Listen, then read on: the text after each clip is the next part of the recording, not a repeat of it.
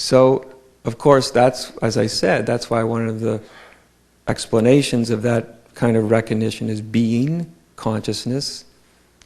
Consciousness also not only implying that you are consciousness, but also that you recognize it. There's that moment of recognition, and that moment of recognition is bliss, happiness, well-being.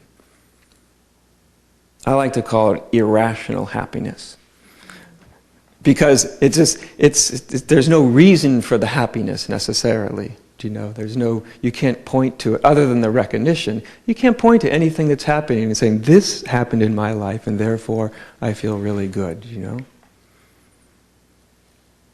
Whereas when we're in our egos, happiness is always defined by something good that's happening. Some event, some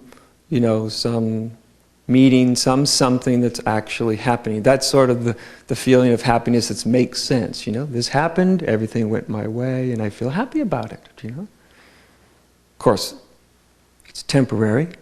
It's just a matter of time until something doesn't go your way, and then on the ego level, you lose your happiness. On the level of soul or being or consciousness, you could use any of these words.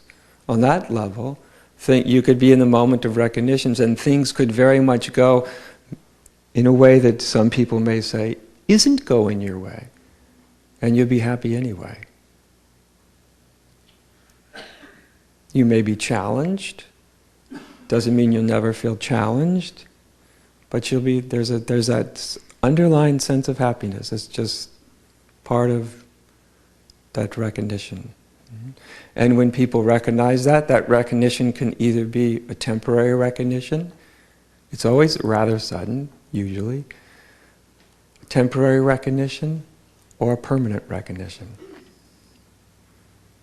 In other words, you can sort of recognize it. Oh, that's what I am.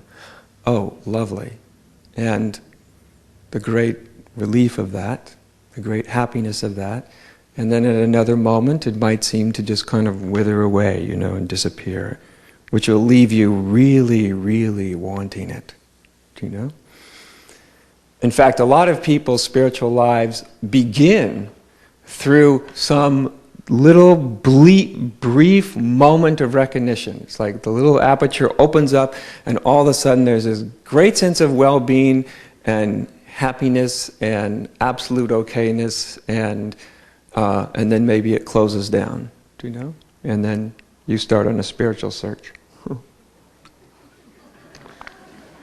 Which is both fortunate and unfortunate,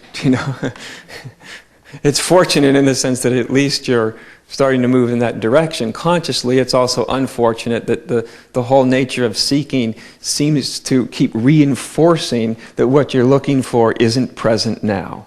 That's the drawback to seeking, that's the trick of it. That's the sleight of hand, that anytime we're seeking for something, especially anything that's spiritual, that has to do with truth and reality, the seeking itself makes it appear as though what we're seeking isn't now completely at hand. And of course, it is, because reality can't not be close at hand. Do you know what I mean? Being reality, it can't not be there. Illusion can come and go. You can delude yourself and then you can undelude yourself. But reality, you can become aware of it and then you can become unaware of it. But reality never goes anywhere. So like one old Zen guy that said, yes, it's true that every single one and every single thing and every particle of existence is inherently already enlightened, and yet a fat lot of good it does you if you don't know it.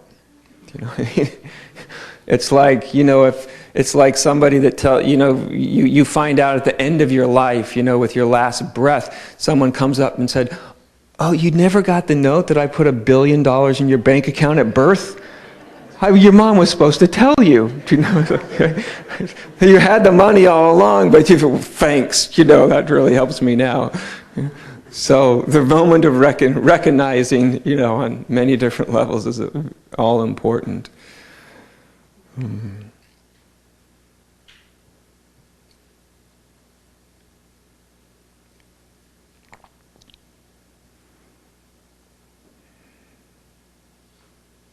And also on that level of soul, that level of consciousness, that recognition, when we recognize it in ourselves, we can recognize it in anybody and everybody. No matter how confused they are, you can just look at them and you can see that they are this exact same pure, beautiful essence. They may be confused, they may not be, they may be totally clear, but it doesn't matter. Their essence is exactly the same.